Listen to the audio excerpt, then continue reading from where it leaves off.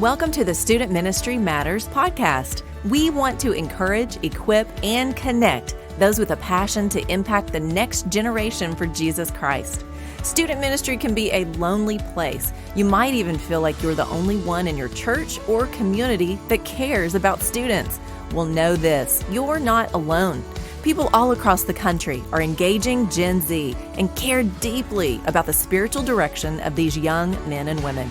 Whether you're full-time, part-time, bi-vocational, or volunteer, if you have a heart for students, this is the place for you. Welcome to the podcast. My name is Dan Carson, and I want to welcome you to another conversation about student ministry. Now, on tonight's podcast, I have two guys with me that I've known for a long time. They have been doing student ministry since the 1900s. Do you like that, guys? Yeah. Yeah. We're old. We get it. Yep. Not as old as Dan, though. No. Well, Jason's a hair older, and we'll leave it at that. I was at a concert just this past week, and somebody pointed out that fact that it was the 1900s and that these new guys, and I'm just like, oh my goodness, I feel old. But guess what? We're talking about student ministry with some guys that have been doing it for a long time. They've been involved in a variety of ways. And we want to talk about something maybe that hasn't been phrased just this way, but we want to talk about marketplace student ministry. Both of these guys are involved in the public schools. And so they are around students all the time. And so they're taking their ministry with them as they work with students, as they are involved in their lives there. And so we want to just ask them a few questions about that and how that works in their lives. Our first guest is Jason Burns. He served as an associate pastor for the past 30 years and worked in the areas of students and worships and other duties as assigned by the pastor. Yep. We've all been there, haven't we? Mm-hmm. He currently serves on the rotation for the worship team at Calvary Baptist Church in Fayetteville with his wife, Jana. They have two grown children who are about to graduate from Central Baptist College as a part of the class of 2021. The Burns family served as missionaries to a church plant in Colorado for 15 years before moving back to Arkansas last summer. Jason is finishing his 13th year of teaching music in school and currently serves in the Lincoln School District. Thanks for being on the program, Jason. Thanks for having me. This is an honor. I appreciate it. Well, our other guest is Joel Young. Joel has spent 26 years in ministry with the past 13 at his current church, Summers Missionary Baptist Church in Summers, Arkansas. He graduated with a BS from Central Baptist College in Organizational Management and a Master of Education from Liberty University in School Counseling. He has two dogs, dachshunds named Frankie and JoJo. I love that you included your dog's name. They're my kids. They are. Fur babies are awesome. He is also on the leadership team for Ozarks Baptist Encampment and the Association of Baptist Students at the University of Arkansas. Joel, thanks for being on the program. Thanks for having me. I'm looking forward to it. Well, both of these guys I've known for a long time. They're an important part of my life. They've been friends in the ministry, and I'm just thrilled that I can have a chance to talk to them for a few minutes tonight as we talk about this concept of marketplace student ministry. Kind of different, but I think it's important for us to look at. But before we get into our conversation, let me just stop and thank our sponsor, Central Baptist College of Conway. Now, you may be a student yourself, meaning that you're trying to finish up your education and maybe you went through a couple of years and now you're trying to figure out, how do I wrap it up? Well, contact them at cbc.edu and they can help you through the process of being involved in their PACE program. But maybe you are a student pastor that has some juniors and seniors trying to figure out, what are they going to do next school year? Have them contact CBC as well, and they can get them on track for a great college experience. So you give them a look at cbc.edu. Now, guys, I want our people to get to know you a little bit better. And so maybe you could just tell us a little bit about yourself that's not necessarily in the bio that I asked for. Maybe something unusual, or it doesn't have to be unusual, just so that our listeners can know you a little bit better. Let's start with you, Jason. Well, I did grow up in church. I got a very rich church heritage, very thankful for the family that took me to church, from the time I was 1 week old. My dad was a deacon. My mom was an organist. My grandfather was a preacher. Fun fact, my grandfather actually pastored a church right down the road from Pueblo whenever my dad was 5. My aunt told me this later after we moved there. And so one time when my dad was out, we actually went down to this little town and tried to find their home that they lived in when he was 5 years old. So that was kind of cool. But he pastored all over the place and went to CBC, just like you guys. And I also got my master's in liberty. I didn't include that, but that's kind of cool. I didn't know that you had that, Joel. Been married almost 28 years. So our kids are part of CBC legacy now. And it's kind of cool when we go back to see them, we see all of our friends because their kids are in choir with my kids. So like my daughter just had her senior recital with Lauren Hager, and we were in choir with the Hagers. And so that was kind of cool. Never imagined myself teaching in school. It kind of came out of necessity. When the recession of 2008 hit, our church was supposed to take over the full salary from the missions department. I had been on mission status, and they were just unable to. And they could come up with half, but not all of it. And quote unquote, it just so happened that my wife was working at this school out there that she was working half-time music, half-time math, and they needed her to go full-time in math. So they knew they needed a half-time music teacher. And she told me, she said, Jason, you need to do this. This would be great. I mean, I can't see you doing anything else. And, sure, you can go work at a restaurant or whatever, there's jobs out there that you could do, but you just be, and I didn't really believe it at first. I'm like, no, I don't think I could do that. And, but the more I prayed about it and thought about it, I'm like, I'm just going to take the chance and do it. I think, see if the Lord's in it, the opportunity, and I was hired and haven't looked back. So it was just kind of an interesting turn of events that I wasn't planned on, but we all have those times in our life where the Lord just presents something to you and you're going, okay, I never thought of this. The move to Colorado was the same way. I never thought about living outside of the South, but it was a great experience and we loved our time out there. So just, the journey of life takes you, and now we're back in Northwest Arkansas. So that's just, it's kind of neat to see where the Lord takes you if you just sit back and let him lead you. What is great in that story is that God provided a fantastic opportunity that fits your personality and your gifting and your education all at the exact right time. Right. Just so happened. I love right. And you can't see the air quotes that we all made when we said that, but that's exactly how it worked. And so that was great. Well, thanks, Jason. Joel, how about you? Tell us a little bit more about yourself. As you said in my bio, I've been at Summers Missionary Baptist Church for 13 years. Ironically, that's the church that I grew up in. My dad pastored there from 83 until about 1999, and then he came back in the fall of 2007. At that time, I was working for the BMA church in the state of Nevada in Las Vegas, and I came in for Thanksgiving. And as I was sitting in the airport getting ready to fly back to Vegas, the chairman of the deacons called me and said, would you consider moving to back to Arkansas, and being our youth pastor here at Summers? And I immediately said, no, there's no way I can work with my dad. But it's ironic that my entrance, now I will say that God has used that, and we work together very well most of the time, and every once in a while we have to have one of those hard conversations. But my entrance into the field of education was quite a bit like Jason's. It was circumstantial. I'd been in banking for about 8 years, and I loved it, and I was poised to move into mortgage lending, which at the time was a very lucrative field, and I was poised to become a very wealthy man. And the bank that I was working for in Las Vegas, that shall remain nameless, asked me to do some very unethical things, and I refused and was pretty much told that at that point it was time for me to write my letter of resignation. So I did, and I left behind a career that I had loved for 8 years. And I didn't know what I was going to do next. I worked for a Christian bookstore for a short period of time and then got a chance to become a substitute teacher in Clark County, Nevada. And very quickly, I went from being a day-to-day sub where you go from class to class and get things thrown at you and all those things. And I was picked up by a school to be a third grade teacher to a class of students that was so interesting that they had ran 2 teachers off that year. I was their third teacher in 1 year. Wow.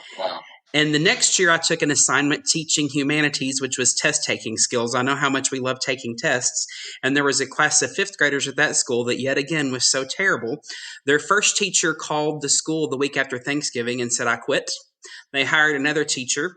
I was in Dallas for the National Youth Pastors Conference, The Great Escape, and got a phone call. Hey, this class of fifth graders has ran the second teacher off. When you get back, you're no longer the humanities teacher. You're going to be teaching this fifth grade class. So I very quickly moved into those, moved back to Arkansas, did discipline and attendance at Lincoln Schools, where Jason now works, and then transferred to Salem Springs. And one day my principal walked up to me and she said, I was the administrative assistant. She said, Joel, why aren't you a counselor? And I gave her a long list of reasons. And she says, well, you need to be a counselor. You're already doing the job and you've got the skills. And so I went back to Liberty University and I'm finishing up my fourth year as the school counselor. And as Jason said, this is never a field that I saw myself in as an adult. When I was a kid, I thought I wanted to be a teacher. And I'll talk about that more in a few minutes. Well, it is just amazing to see how God works and puts us in those right places at the right time. When I moved back to Northwest Arkansas and was trying to figure out the financial situation, how to support my family after we had tried to plant a church here in Northwest Arkansas, I thought, what am I going to do? And lo and behold, God provided a job, and then God provided another job. And he just does that when we need it. Well, again, one of the things that we do or have done in the past here on this podcast is we have a random question of the week. It's not so random for this one, but it is kind of fits with this. And so maybe you could tell us about the most impactful teacher or administrator in your school education. How about it, Joel? Well, probably the most impactful teacher that I ever had was a man named Dwayne Webb, who was my FFA instructor. And my entrance into that organization was I did not want to be an FFA. I thought those were classes just for farm kids, and I was not a farm kid and had no desire to be in farming. My dad insisted whenever I was doing those CAP conferences in my 8th grade year that I at least take one ag class. And Mr. Webb saw some potential in me that I had missed and that other people had missed, and took me from a shy kid, but that talked a lot, to a young man with confidence that could speak in front of a crowd through parliamentary procedure and dairy judging. And I'll never forget the things that Mr. Webb saw in me that have now helped me, hopefully, to mentor other people. So Dwayne Webb was the most impactful teacher that I ever had. How about you, Jason? Well, I can't narrow it down to one. I've got two. Oh, sure. So I've got for high school, I had a teacher named Mrs. Merritt who was a math teacher, and she taught the advanced classes, and she had a very high expectation of her students, and yet she allowed us to be our own individual. It was kind of more of one of those classes that you all would love to teach, where it was just a good flow of conversation, where it didn't get out of hand. And if it ever got out of hand, she could tamp it down. But it was one of those things where we all wanted to be there because it was more of an elective math. It wasn't the required math. So like we all wanted to be there, but she made it fun. She made it interesting. She was humorous. But I think the thing that impacted me the most was how she allowed her faith to shine through in very small ways. For example, she would allow us to have a, quote, moment of silence before the test. And at the beginning of the year, she said, you can do whatever you want to. You can pray to your God. You can meditate. You can think about you can go to sleep, whatever, But so she allowed us to have that moment of silence. And that was kind of the catchphrase back then in the 80s, was the moment of silence, because that was kind of the beginnings of taking prayer out of schools and that kind of thing. And so that was kind of an acceptable way of allowing students to pray. And I appreciated that as a student, that she would allow us who were believers to take a moment, pray, gather our thoughts, that kind of thing. So and also a quick memory that I had, we had a classmate who died in a car wreck, like Christmas break of our freshman year in college. So we just had, graduated a few months earlier, and she was one of the only teachers that came to the funeral. So that was kind of huge. At CBC, I had to go with Miss Hannah. She was very strict. Yeah, I got big smiles, but she was so impactful. She had a huge high expectation, obviously. she taught the classes about teaching choir to children, teaching choir to youth. And some of the things are kind of like, you roll your eyes like, that's not going to work. But I had the opportunity to be the worship leader at her church. So she was the accompanist for me for the worship service. And that was totally interesting, And so she did children's choir.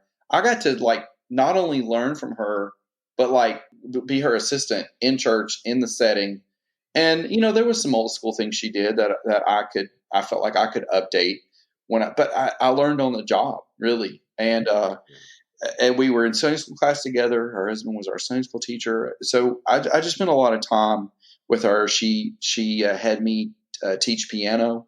So we had a piano studio, and she was our main teacher, and she had all the guidelines. And she didn't let us get run over by the families at all. We got paid. If we were not paid, we did not teach, period. So there was none of this. We'll give you a lesson until you can pay. So she looked out for us, and she expected a lot, but she also had your well-being in mind. And so I just had to give credit to her because, she built on the things that I had already learned from my mom, who was my music teacher all growing up, my piano teacher. She gave me a very good foundation, and Joan just took it and expanded it. So our daughter, middle name is Hannah, after the Hannahs. Didn't know if you knew that or not. I did not know that was the reason why. I did not know that. Though. Joel, you had something to add? Miss Hannah told me one morning in piano class that I didn't really know how to play the piano because I was playing by ear and not by reading the music. And I thought, why should I read the music if I could just hear it and play it? Yeah, then she kicked me out of class when she modeled the piece for the next class after that. So then I had to learn how to read the music. I could see that totally. And the simple thing is, our school years are huge. Our teachers there, whether they're math or music, they are FFA, they impact us in big ways. I know my band director in high school, Pat Ellison, incredible woman who broke down barriers of all sorts and pushed excellence. I have no idea about her spiritual life. I would like to think that she is a believer, but I don't know. But I do know that she made a huge impact in my life. Well, this idea of school, that's kind of what we're talking about. These guys are in the schools. And so we refer to marketplace ministry as that ministry that's being done in your job or on the spot.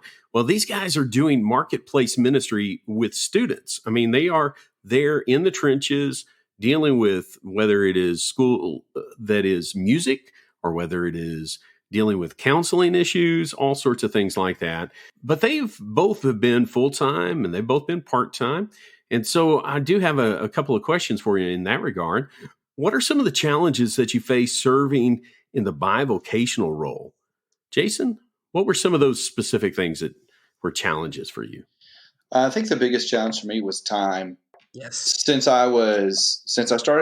I started teaching, and it was halftime for church and school, and everyone in ministry knows that halftime in ministry is halftime pay. Yes. It's not halftime with time. So, there was that element of balance. One thing that I did, I learned to be a little more disciplined because my classes were in the afternoon, and I would make sure that I would get up with Jana, go to work, drop her off, and then I would work at the church in the morning. So I made myself have office hours, and a lot of times it depends. On different churches, I've had different levels of office hours that were flexible and very non-flexible at different places. So you had to have office hours, and there's times where you don't, or you're expected to be there, but there's more flex. You've got an event that evening or whatever. You can have a little ebb and flow to that. But I had to manage my time a little better. And as I worked at school, it just worked more into full time. So I basically was full time at school and still half time at church, coaching soccer, developing a theater program at our school, being involved in the community theater, also. Just a lot. And as the longer you are somewhere, the more you say yes to things. And we just got ourselves entrenched in so many different areas. I even signed up to be in a second community theater group. So it was the time was probably the biggest element for me. And a lot of it was I allowed myself to be in too many things. I've learned since that it is okay to say no. I'm still bad at it, but I made myself when I moved to say I'm not going to be involved in anything extra besides my job and church for a year. And so I've almost made it. I've already committed to do something this summer, but I made it through my first year. Wade's been hounding me about joining the Singing Men of Arkansas, so I'm going to jump in on that. I wanted to do that, but I thought of course they haven't been meeting anyway, so because of all the singing regulations, with the pandemic and all. But Joel, how about you? You got a challenge that you faced being bivocational besides the time issue that Jason? I think that's probably been the biggest challenge for me as well, is just figuring out how to manage my time.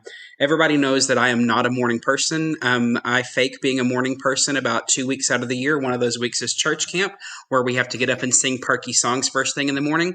And the other couple of days are whenever we're at SOAR. And the rest of the time, I don't like to get up early. And so really having to learn how to manage my time and to take notes and to write down what things I've committed myself to. Because I'm really, really bad about saying, yes, I can do that. Yes, I can do that. And then I get an email, where is this? And I'm like, I don't even know what you're talking about. So I've had to make sure to take really good notes and write down what I commit to so that I can remember when I have commitments. Well, now I do know that there's a flip side to it. Having been bivocational for part of my ministry, what are some of the advantages? Joel, I think you probably have one or two, don't you? Well, I mean, aside from the fact that I love being able to have multiple aspects of my life, it enables me to use different gifts and different skills. But especially related to the school system, there are so many similarities whenever you break it down between what I do at the church and what I do at the school. I'm not able to break out the Bible and say, here, we're going to have Bible study as part of, Tuesdays with Mr. Joel, which is our social and emotional curriculum. Or today during Words of Wisdom Wednesday, one of the kids asked me a question. And another kid said, that's about the Bible. You can't answer that. And I said, well, I can answer these questions within reason. They said, well, what's the difference? I said, well, I can't break out the Bible and have a sermon and invite all of y'all to the altar at the end. But if you ask me specific questions, I'm more than happy to answer them. And so I love being able to utilize different gifts. And it's good for the church, for the community to see us involved in the things that are going on. Dan, you're the announcer for the football at Lincoln, and I was a volunteer firefighter, and so that's another way that we can get involved in the school system. And so I think that's the biggest advantage, is it gives me more ways to reach out to people. How about you, Jason? Yeah, same. And I thought of it as being involved in the community every day. When I was full-time in ministry, I made the effort to do that, but I had to schedule it and I had to make the effort to do it. Whereas right now it's part of who I am and part of what I do every day. So it's kind of automatically built in. Like Joel said, it expands your connection and your relationships with people in the community, which provides you opportunity to serve. And so, and I'm pulled in Dan for the announcing, but it was so awesome to have him there announcing the games. It's like everybody's like, oh, he's so good. And I was like, I know. I was sitting there at the first football game and I thought, I recognize that voice. Who is that? This is Dan Carson. I'm like, I know that guy. Yeah. Well, I got to tell you, I love that. I love getting involved in the community. And like both of you said, well, Jason, specifically, you said you had to be intentional and schedule it when you were full-time at church. And that's what I've had to do, right? Whether it's involvement in a band booster club, or, the boosters for band or whatever, you had to be intentional. Whereas you guys, you show up for work and guess what? There are students all around you. Yep. So, I love that you both have landed in schools as your primary source of income and vocation. I mean, I know that as you both have shared, there's no part-time ministry. If you're in ministry, you're in ministry. Right. And as I look at it, it's kind of the ultimate in student ministry, though, what you're doing. You're seeing students every day. And I also know that there are some unique challenges to wanting to show Jesus to students and the realities of being in a public school, because that's where you both find yourselves. You're not in a quote unquote Christian school. So what does that look like? How do you show Jesus to these students who have such a range of beliefs and you have their limitations? If you cross a line, you can put your job at jeopardy. So how about you, Jason? Well, one of the challenges that I've noticed is that your witness is tested a little more because you do run into more people and have conversations that are different than yours and sometimes very contrary and belligerent at times. So you have to watch yourself whenever you run into that belligerent person who is like anti-Christian and very vocal about it. But you just have to be like Jesus and use the attitude of Jesus and love. And I don't get into debate with people. If there's a disagreement, I just, listen. I think I'm a pretty good listener. So I like to think that by listening, it'll give them a chance to share, and then they can reciprocate, and listen as well. One of the things when I moved here that I really wanted to make sure is that I did not lose my temper. In Colorado, there were a few times where I lost it, and you had all you can have, and I really prayed about that. My wife and I prayed together every night, and that was like a constant for me. It's like, I just don't want to mess this up. I don't want to blow my top. I don't want to be that person again. And just submit myself to the control of the Holy Spirit. And when there's a tough situation, just catch your breath. There may be some internal butterflies or some, and there are times you have to be stern, but you don't have to be angry and to be stern. And I have really tried to give that to the Lord so that I can speak the truth, have that love as well, but also not let them get away with things, and like you said, you do have to kind of watch what you say, but like Joel said, if somebody asks you a question, you're free to answer. I had the awesome opportunity a few weeks ago. One of the English classes was writing a story about their own beliefs, their life belief. Oh. Or I can't remember how he exact phrase it. I think he said beliefs. And he asked for volunteers. I immediately volunteered. And so I got to share the gospel in an English class because it was my belief. And they asked me questions. Awesome. And I gave a very small, 1-2 sentence explanation about it. But, the teacher, I point blank asked him can I share about my faith? He said, absolutely. Just he told me to be specific. Don't just say I believe in God, but share what, because there's so many beliefs out there. Right. Share your specific belief. And I just appreciated that opportunity that I had. Lord I felt like handed it to me on a platter. Well, Joel, do you have anything to add to what Jason shared? I've learned that a lot of my ministry type things occur in the situations that just happen. My principal uses the term organically, and not in the planned time that I have, or I'm going to have a planned session with this student, or this is the planned time that we're going to have our, as I mentioned a few minutes ago, Tuesdays with Mr. Joel. Those times whenever I'm sitting outside on lunch duty and some of the kids are playing ball and a few of them are just gathered around and we have chats. But I think probably the biggest challenge that I've had is, like Jason said, that we're constantly on display. I don't hide the fact that I'm a Christian. I don't hide the fact that I'm a pastor. And several years ago, whenever I was working at Lincoln, actually, one Wednesday night, several of the kids in my youth group began to tell me about how that day in science class, they had just stood up and dressed their teacher down for this teacher's views on evolution. And that's what they were talking about at the time. And they'd told this teacher that they were wrong and that the Christians were right and that evolution was bad and all these things. And I don't disagree with what the students were saying. But I asked them, I said, are you being respectful? Or did you show that teacher the respect and the honor that they deserved? And they looked at me. And finally, one of the girls said, I think we need to go and apologize to this teacher tomorrow. He came to me. Oh, I wasn't going to use the gender. He came to me later in the day. I was trying to keep this person's identity private, but he doesn't work there at that school anymore. Came to me and said, some kids from your church were probably the most Christian I've ever seen somebody act earlier today. And I said, what do you mean? And he said, they came to me and apologized to me for the way they acted in my class yesterday. And he goes, I'm never going to be a Christian. But if I ever decided to be, I think I would want to know the Jesus that your kids showed me today and that you try to live. And I thought, wow, I'm always being watched, even when I don't know I'm being watched. Yep. Wow, Joe. And Man, I still pray for that guy. yeah, I think we all should. Mm-hmm. Well, you guys are on, as you said, you're on display. Your students see you the entire time. I had music teachers, Jason, that threw batons at students. Everyone had a band teacher that threw things. Our band teacher threw stuff.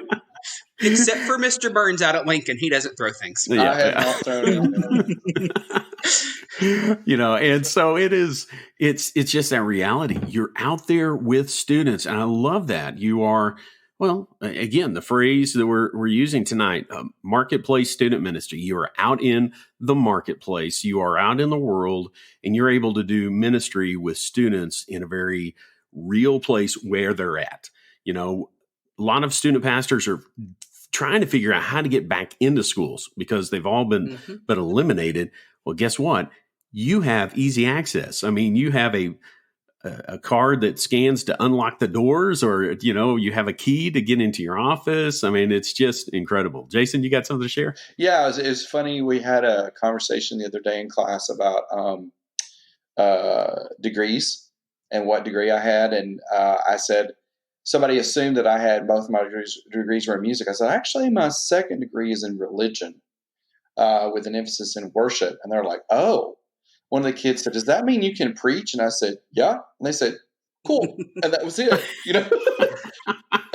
They went on from there. And so it's like those moments were just kind of fun to where they find out a little bit about me without it being, like I said, it was organic. It was very organic. Yeah. It was in the context of class. And so there's been a couple instances like that where they find out, and I don't hide it. I was like, I used to be youth pastor. I know how this works. I know what you're doing right now.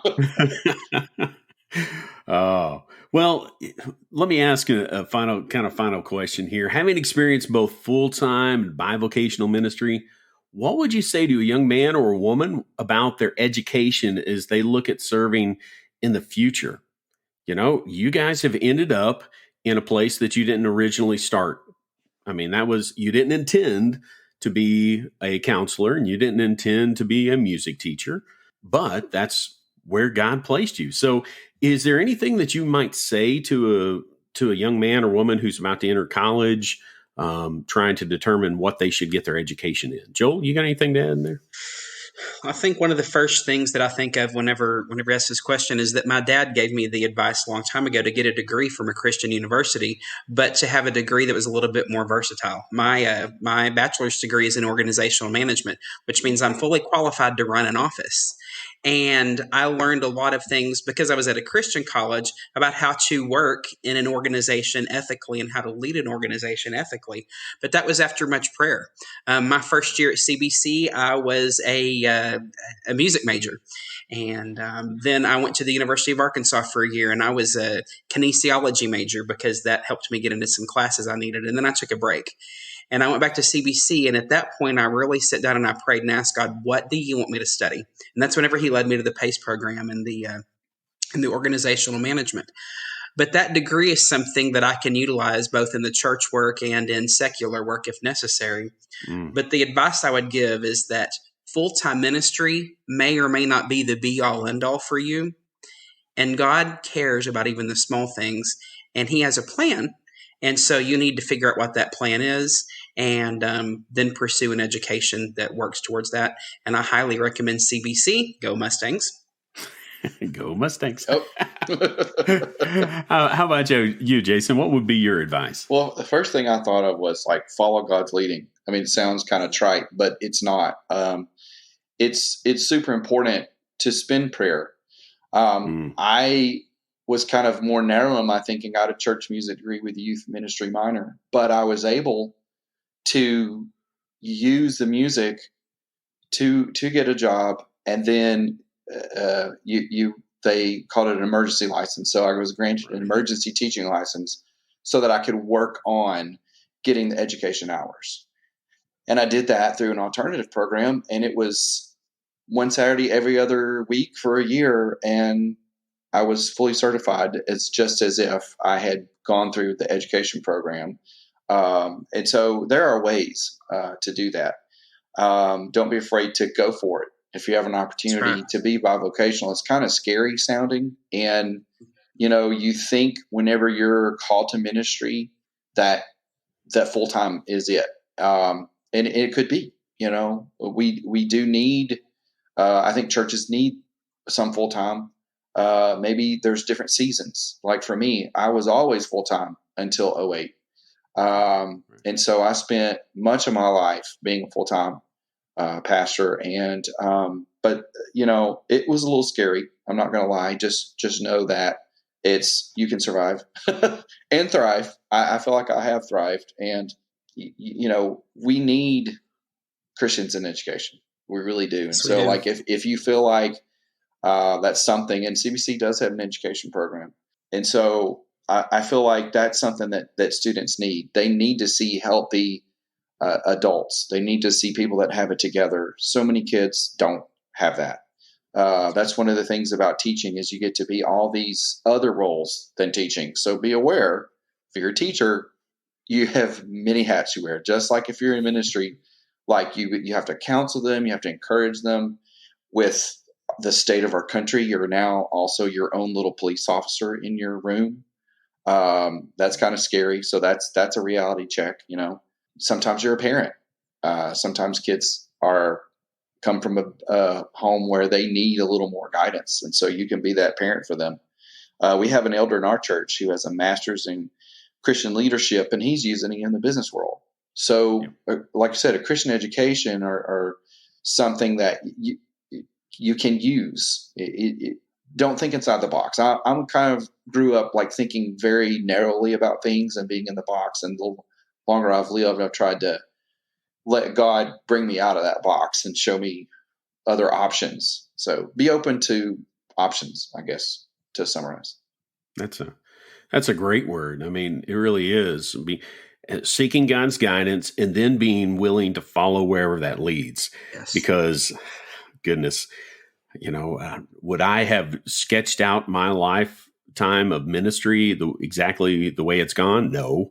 But I wouldn't change it. I mean, this is where I'm at now, and I'm blessed by that. And so, well, guys, I am just so thrilled that you've taken some time, that you're been on the program with us. Do you have anything else that you want to add to this conversation before we wrap up? I would just say, to whatever you end up doing, or if like people in ministry right now, see yourself as serving the Lord, no matter where you are. Bloom where you're planted kind of idea. And, God has you where you are for a reason. It may seem unapparent at the moment. Maybe people are going through times. I've been, you guys probably have too. I've been through very difficult times in ministry where you just want to quit. Yes. And I've always lived by the motto, the Lord led me here, and it's going to be the Lord that takes me from here. I'm not going to just jump if there's a problem. And so I'm just stubborn enough to not do that. It could be the problem, but I don't know. But you always go through problems wherever you are, and there's always people, so you always have to work with people, and there's always difficulty. So just hang in there, and allow the Lord to.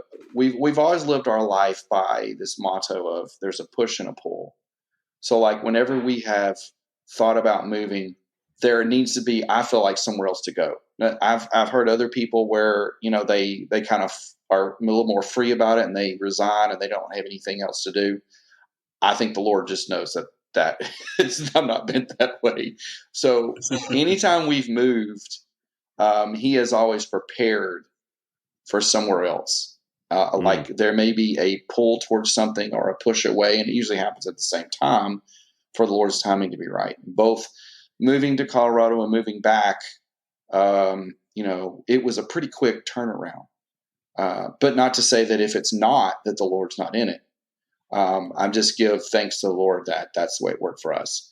I've heard of people that were just kind of left hanging for a year and they just have to live by faith. And I've just seen the Lord work. selling houses quickly when it was not necessarily a good market. Or we bought and sold our house last summer online, sight unseen. So the people that bought our house in Colorado had never seen it. And the house we are in now, we'd never seen it. So that's kind of crazy. But, when the Lord's in it, and it feels right, and it works out. Mike Harland, I don't know if you're familiar with him. He is a former head of Lifeway Worship, shared a statement on his podcast talking about that idea that you just explained, Jason. This idea that God calls us to places. Rarely does he call us away from places. And that's kind of how I'm bent as well. I'm just stubborn enough that, I need to know, okay, God, where do you want me to go? And I love that. I just love that. Joel, you got anything you want to add to the conversation before we wrap? Just kind of want to echo what Jason said. As I look back over my life and the different types of jobs that I had, I remember whenever I moved down to CBC in the fall of 1996. So yes, I've been out of high school 25 years this year. I had to take a job working at McDonald's. And I was the only person that went to CBC that worked there. Everybody else either went to UCA or Hendrix, or they were in high school. And people were watching me there. And then as I transitioned and worked for a grocery store and then for the bank, I think that ministry has always been an aspect of my life wherever I'm at. And I think that's what we all need to strive for, because that's our job as Christians, is to shine his light in a world that desperately needs it. And I thank God that he's given me the opportunity to do that in many places, but now in the public school system with kids who might not have heard about this man named Jesus. Yeah, that's a great word, Joel. Thank you so much. And thank you guys for sharing tonight. And thank you, listeners, for downloading and joining us as we continue the conversation about student ministry. This is such a joy to hear about Jason and Joel as they work in the public school and work with students and are able to impact lives in ways that some of us who are perhaps in a full-time setting just don't have those opportunities right now. And so as they've worked and navigated the pandemic, working with students, just so many things that we could sit and talk about and share about, but I've just been so thankful for them. We do all of these things. We work hard. We serve students. Why? Because student ministry matters. Thanks for listening to the Student Ministry Matters podcast. Get connected at studentministrymatters.com or follow us on Facebook and Instagram at Student Ministry Matters. Until next time, keep up the great work with your students, because the work matters.